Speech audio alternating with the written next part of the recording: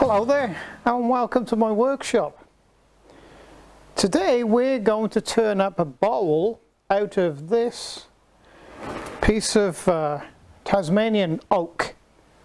Now I've had this in my workshop for quite some time, a number of years actually, I forget how many, but it's dried out and not much cracking has occurred. There's a couple of little cracks, but nothing that's going to stop us making a bowl, I think. But to put this on the lathe and make a bowl, there's a few things I have to do to prepare it. Now, this is going to be the back of the bowl.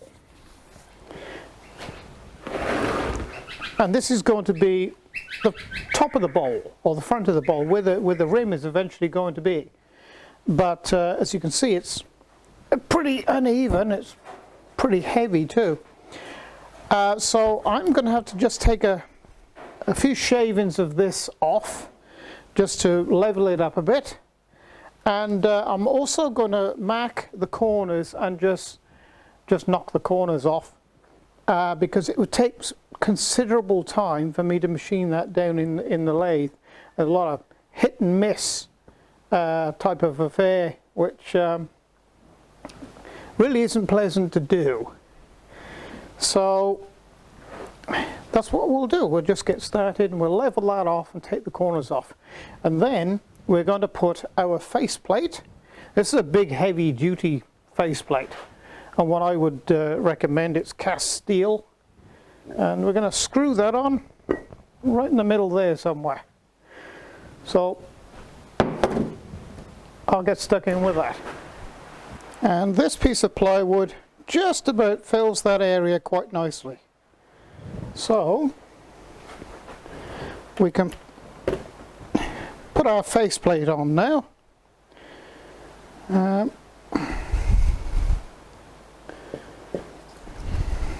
I'm pretty happy with it just about there.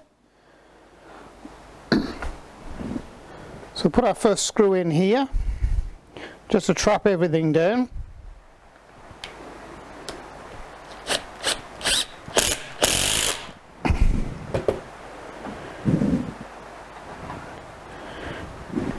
I'm sort of fairly happy with it being in the central location there. Another one here.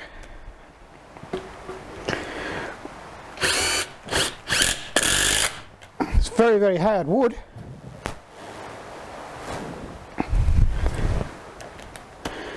As you would expect oak to be.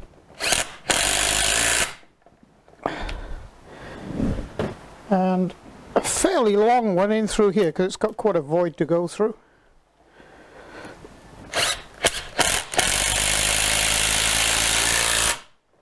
That's not going to come off, and it really doesn't matter what you screw in this end, because this is going to be hollowed out anyway for the bowl. I'll just put a few more in for security.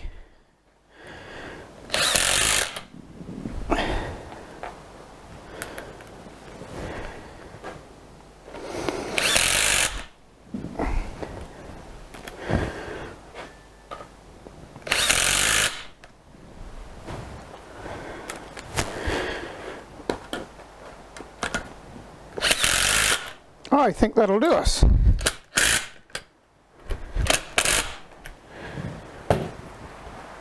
Very secure. So the next job is now to screw this onto the end of the shaft of the headstock. Now these lathes are widely available all over the world. In the US it's under the Grizzly name. In Australia it's under the Hare and Forbes name, and other parts of the world they've got their various names, I suppose. But essentially they're all a very similar type of wood lathe. And if you are going to buy one, now this is a professional wood lathe, it's reasonably priced. You can pick this up for approximately $2,500, roughly. you know, there are different shipping costs involved too. Either, you know, import the stockists have to pay to sort of ship it into their country, because basically they're all made in China, and there's nothing wrong with them either. Get yourself a 2 horsepower motor with a VFD, variable speed. This one in particular has 2 belts as well. In other words, it has 2 speed ranges. One is from 0 to 1400 RPM, and the high speed is 0 to 3200. I rarely use that. I always keep mine on the low speed because the stuff that I turn is normally biggish. Okay, now when you are putting something on here, there's a handle on this end that you can turn the shaft. Now I've lost count of how many so-called professional wood turners out there that turn the damn motor on and wind this onto that shaft using the motor. Don't do it. That's absolutely the wrong thing to do. So the correct way, now this weighs about, I think it's probably about 10 kilos, thereabouts, which is about 24 pounds in weight. So we'll get this on the end of there, wind it in,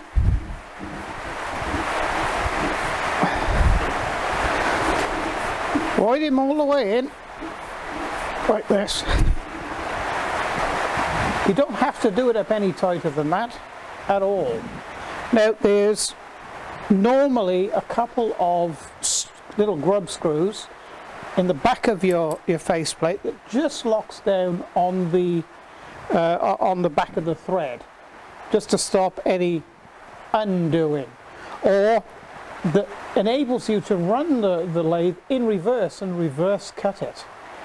I don't necessarily do that myself, but anyway, we'll do them up for good safety precaution. Okay, and we're relatively in balance. Now there's several different reasons why I've trimmed the corners off, and I've got the faceplate on a as level surface as I can, and I've done it up securely, and that is because I can get this relatively balanced. Now the more balanced you can get your piece of raw material, the faster you can turn the lathe. You can have the lathe running to machine it. The faster you can turn the lathe, the quicker the job goes, or the faster you can remove material. So that's going to be our next job, is starting to remove this excess material here off these edges and round the back of the bowl all the way up to the top, and then we're going to, I'm not sure how I'm going to attach the base of the bowl yet. Sometimes I'll use a mortise, or sometimes I'll use a tenon. We'll see. We'll see what the material's like further on in here, and let's get started. Okay, now then, before you turn your lathe on, minimum requirement, glasses, okay, safety glasses. I have to wear these. These are safety glasses actually. They're very wide, large glasses, and these are acrylic lenses. They don't smash, okay, because this sort of thing can come flying out at you, or large pieces can come flying off. So, you know, wood turning can be quite hazardous, but you minimize the risks by taking the proper precautions. So, head mask on, oh, face mask rather, on. So what we're going to do now is start on this corner here, this furthest out, and start to machine the material back on both ends. And I've put the tool rest up as close as I can, within, you know, sort of about 1/8 of an inch of the material, because this material will go pretty quickly until I get into the more sort of harder stuff, the darker stuff. This is going to be quite a nice bowl, I think, because there's a lot of, you know, this is red oak, you know, and it's going to be beautiful, I think. Okay, I am going to use I use quite a lot of different tools to machine this. Sometimes I'll use my bowl gouge, which is normally used for scalloping the inside out. Other times I'll use my special tool. This one is okay, good tool. It's got carbide tips. This is quite a professional one. I do find this, personally, I find there's a drawback with it. And that is this machine, the machine flat is good, but then it's got this tightening screw knuckle thing, knurled nut on the end there, and of course it gets in the damn way. I don't particularly like that at all, but I'm stuck with it until I can modify it myself. And it allows the tool to be either way over the end of the tool rest, or, you know, here, just here, where you've got about 1/2 inch of movement. But having said that, you can move a lot of material with this tool.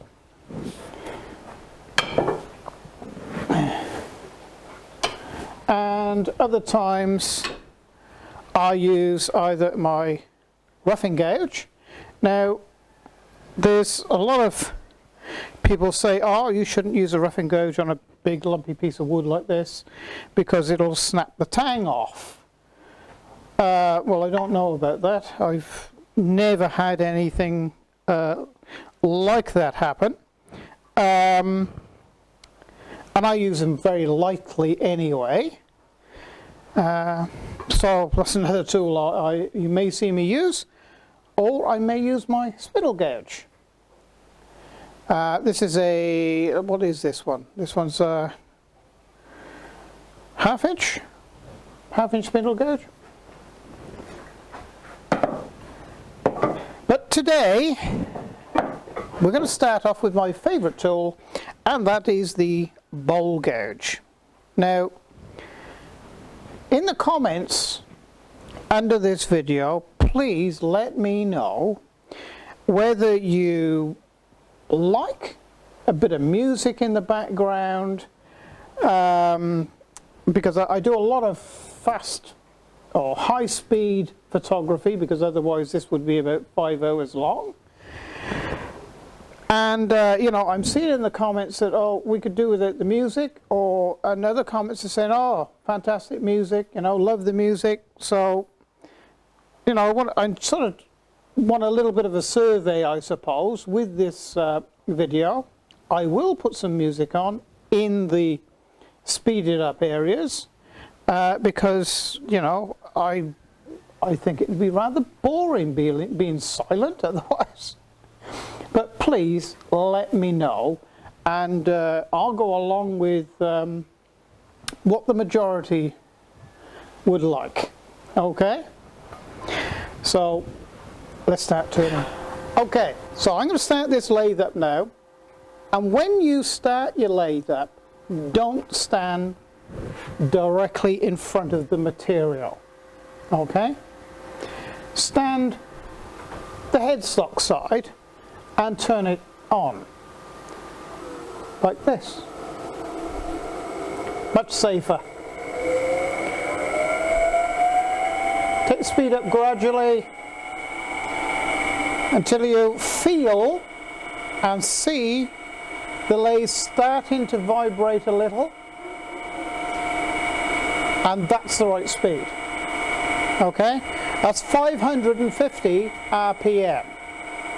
So now we're going to start to machine that off. Now feed it in very slowly.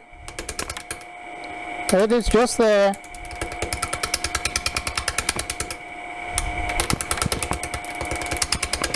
Don't be in a hurry to remove material.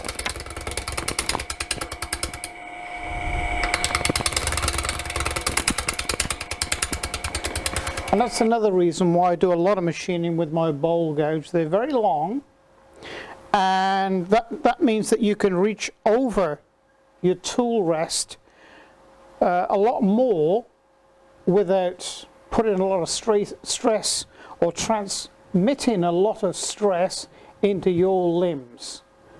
Because as you get a bit older and you get a little bit of arthritis, I'm sure a lot of you out there will know what I mean.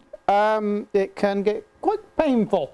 So yeah, you can take a lot more stress in your body with a larger tool like this. So I've taken off the corners now, and we can move this tool rest in quite a bit more. Always turn your piece of material, make sure it's not going to jam up. Okay, so we'll continue taking material off.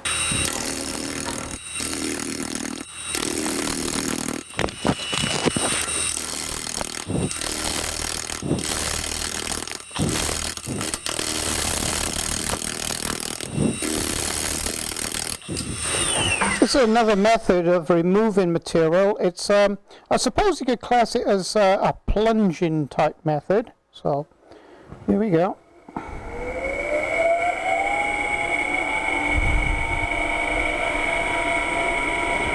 We start off at the outside here,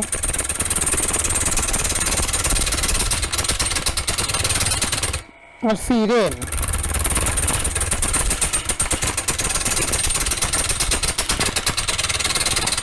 You can sometimes remove a lot more material.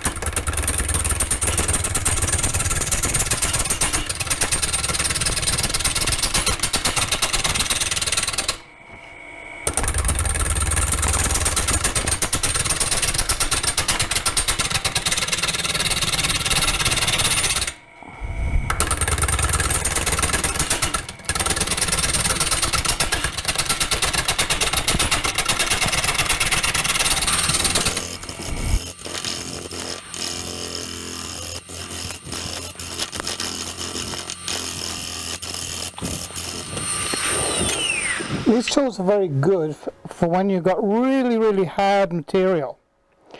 It's got a sort of a localized cutting area, and it does quite a good job.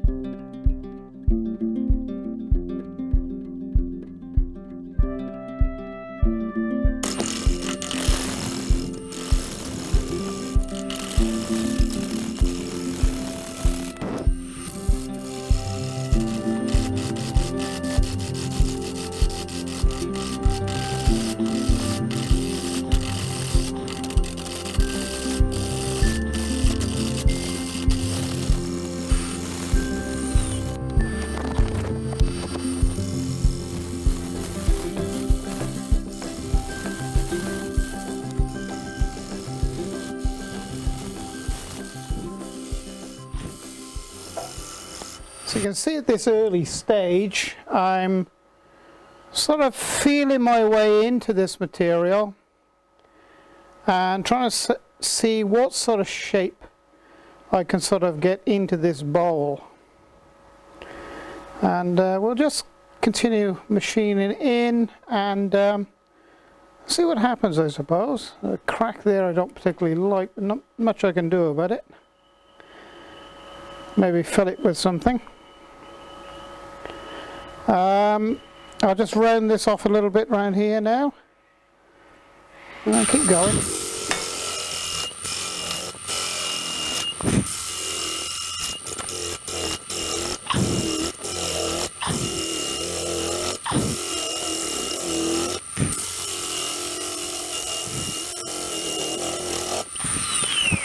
Ooh.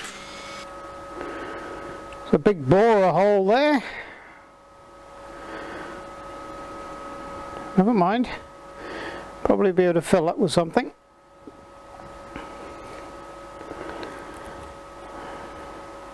Okay, let's keep going. Now let's move this in a bit first.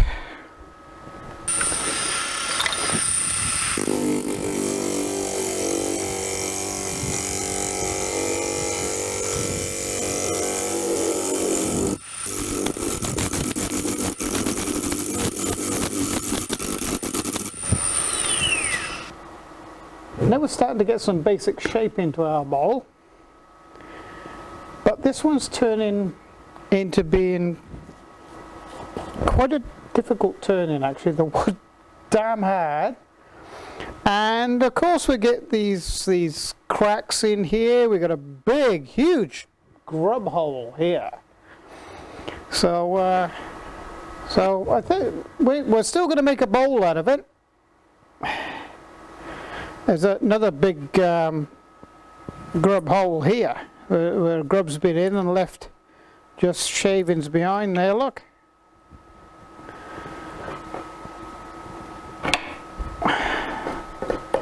Sometimes they can really sort of become part of the bowl, as in, you know, they can sort of become, you know, sort of part of the art of the bowl. So I haven't quite thought of a name for this bowl yet, but you know, I'm sure we will by the end of it. So what I'm going to do now is just machine off some of this back area here now and make it more rounded, and let's get stuck in the back.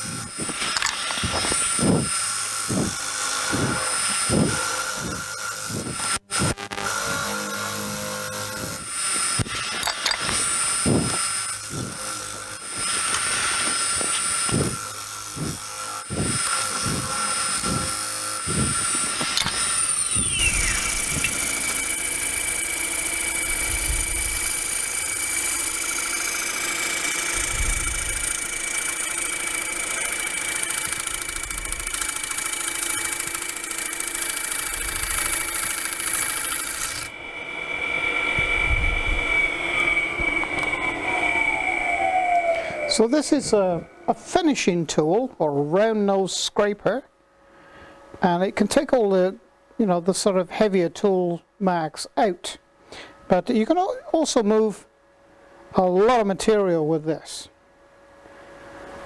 It's a shame about that grub hole and that crack, but we'll fill it with something and it'll be okay.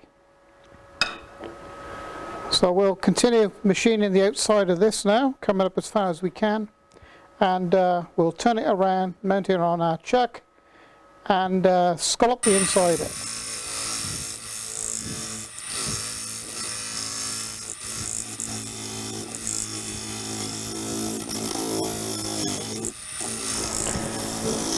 And now we come to, I think everybody's favourite part, is the scalloping out of the inside of the bowl.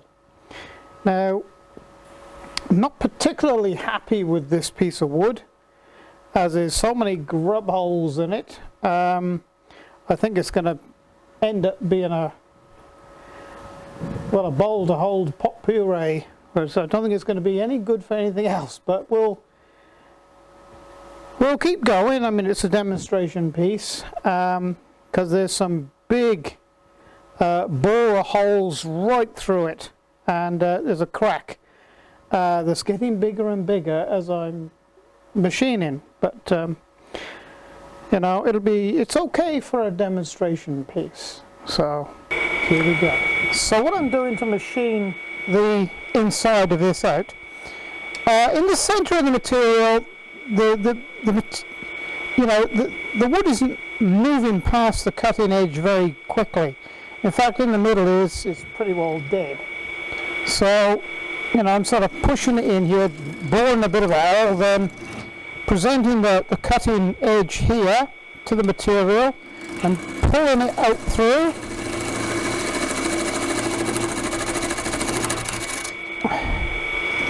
Of course, it's very hard, this wood, and there's still a little bit of hit and miss here.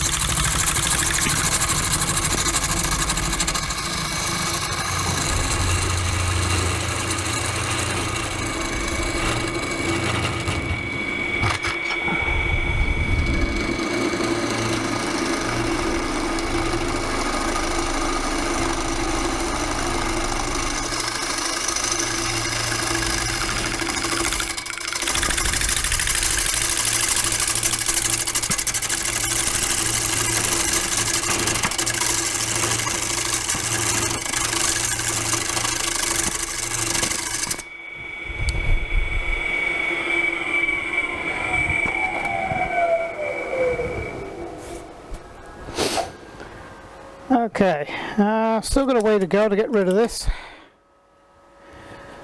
but goddamn boring holes. Look at these.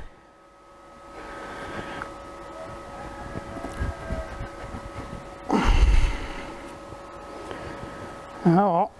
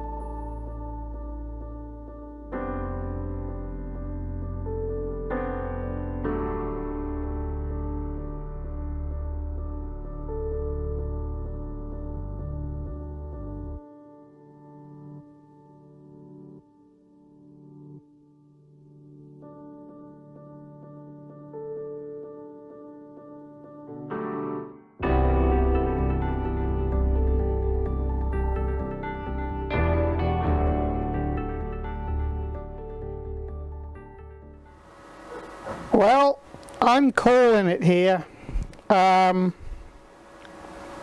I'm actually calling the bowl the one that got away, because this crack, it goes right through the bowl, and I can see that this crack here is getting wider and wider as I'm turning, as in it's getting weaker and weaker, and this bowl, I fear, is going to fly apart. You've got to consider safety and, you know, is it worth continuing to make the bowl, or is it better to stop? Unfortunately, this happens with wood. You don't know what's inside the wood, you know, what defect is inside the wood, until you start machining it. And in this case, you know, it's just getting worse and worse and worse. And you know, it's getting to a point now where it's going to become dangerous. And you know, what am I going to get out of it at the end? It is, you wouldn't be able to sell it at the end of it, so it's not worth continuing. So you've got to sort of weigh up the pros and cons. It's too dangerous to continue. It might have been nice with these grub holes, you know. I've turned pieces before, and they've turned out quite nice. But this crack that is running through the centre here, all the way through, is making the whole thing so weak and dangerous. So that's it. End of this bowl, or the bowl that was the bowl that never was, or should we say the one that got away. So there you go. Not every bowl turning is a success, as this goes to prove, and you just don't know what is inside a piece of material until you start machining it. You know, you can take an educated guess at it, and you can look at the outside, and you know, at the beginning I saw there was a bit of a crack in it, which was here, and you know, you just don't know how far it runs or how big it's going to get. And even the you know, the grub holes here, they would have been okay. You could have made a you know, a presentable piece, but we could have made a presentable piece, but you know, with that crack and it getting wider as we're machining into it, you know, it becomes very unstable, and it, you know, I could predict that this was going to fly apart.